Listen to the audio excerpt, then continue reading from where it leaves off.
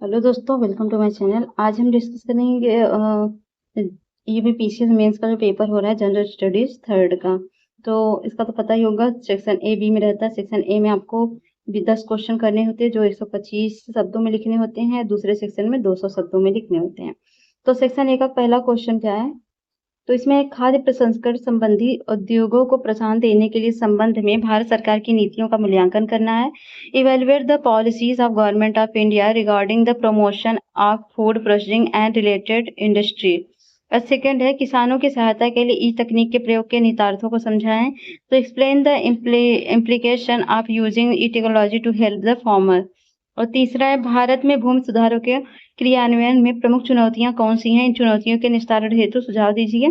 What are the important challenges faced in the implementation of land reform in India? Give your suggestion to remove these challenges.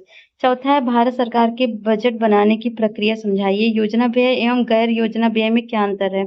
स्पष्ट कीजिए। Explain the budget making process of the government of India. Also explain the difference between the expenditure and non-plan expenditure. पांचवा है, एक देश के आर्थिक विकास में आधारभूत संरचना महत्वपूर्ण भूमिका निभाते हैं, विवेचना कीजिए। Infrastructure play an important role in the economic development of country, discuss. छठवां है, ब्लड मून किसे कहते हैं, ये कब होता है? What is blood moon, when does it happen? ये तो ज्योग्राफी में पढ़ा होगा आपने। सातवां है, भारत के चंद्रमा मिशन कार्यक्रम चंद्रयान 3 के प्रमुख उद्देश्य क्या हैं? तो अभी एक तो चंद्रयान 3 सफल हुआ तो उसपे था। What are the key objectives of India's moon mission programme Chandrayaan 3?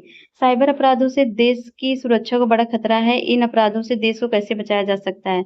Cyber crime are a big threat to national security, how can it country be protected from this crime?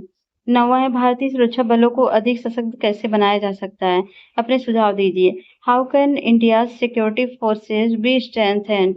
Give your suggestions. 10वां है, आणविक प्रसार के मुद्दों पर भारत की दृष्टिकोण क्या है? स्पष्ट कीजिए। What is India stand on the issues of nuclear proliferation, explain. Grammar section B में है। नीति आयोग के प्रमुख उद्देश्य बताइए। नीति आयोग के सिद्धांत और कार्य किस प्रकार योजना आयोग से भिन्न है? बहुत अच्छा क्वेश्चन है। State the important objective of Niti Aayog. How are the principles and function of Niti Aayog different from those of the planning commission? Comment. समावेशी विकास की अवधारणा समझाइए। 12वां क्वेश्चन है, भारत में समावेशी विकास के क्या मुद्दे एवं चुनौतियां हैं? स्पष्ट कीजिए। Explain the concept of inclusive growth. What are the issues and challenges with inclusive growth in India? Explain.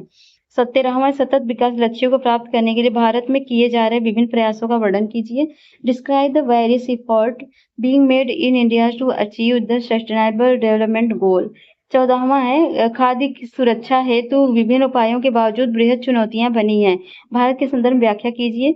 Despite various measures to address food security, major challenges remain, explain with reference to India.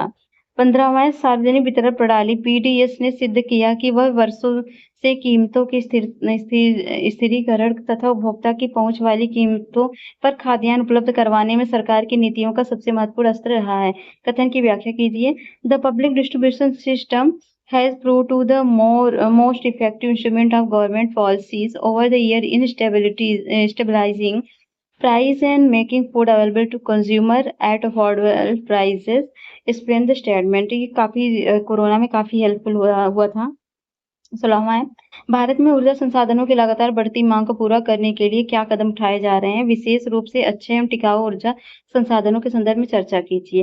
What step are being taken to meet the continuously increasing demand of energy resources in India? Discuss with special reference to renewable and sustainable energy resources. 17वां, जैव प्रौद्योगिकी में भारत की मुख्य उपलब्धियां कौन सी हैं? इनमें समाज के गरीब वर्ग के उत्थान में कैसे मदद मिलेगी? What are India's main achievement in the biotechnology? बहुत अच्छा क्वेश्चन है। How will this help in the upliftment of poor section of society? 18वां है, प्राकृतिक और मानव निर्मित आपदाओं में क्या अंतर है? स्पष्ट कीजिए। साथ ही भारत में आपदा प्रबंधन प्रणाली की प्रभावशीलता पर स्पष्ट करें।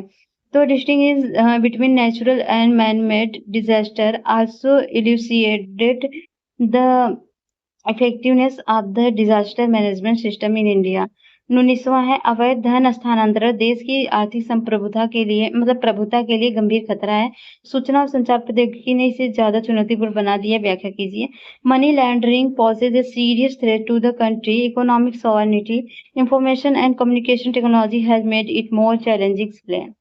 20वां है भारत तथा विश्व में मीडिया से क्या सकारात्मक और नकारात्मक परिवर्तन हुए हैं। राष्ट्रीय और अंतर्राष्ट्रीय सुरक्षा में मीडिया का क्या योगदान है, ये इसको बताना है। What positive and negative changes occurred due to the media revolution in India and around the world. Explain the role of media in national and international security.